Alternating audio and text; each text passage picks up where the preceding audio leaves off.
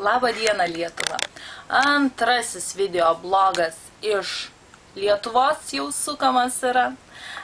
Taip, tai kalba ta pati Lina Karoblytė, kurios pirmasis video blogas sulaukė labai daug nuomonių, labai daug atsiliepimų ir komentarų. Kodėl jis tapo toks įdomus, aš iki šiol nesuprantu. Realiai jis buvo sukamas mano draugam, kurie mane pažįsta gyvenime ir puikiai suprato, kad esu gerokai išgėrusi ir gyvenime esu visai kitokia.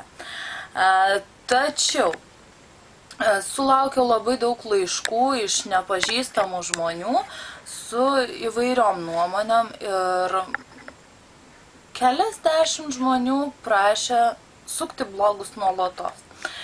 Jeigu jums tai yra įdomu, be abejo, aš tai darysiu. Tačiau man reikėtų jūsų nuomonių, jūsų atsiliepimų, patarimų. Ką jūs norėtumėt šitose video bloguose girdėti?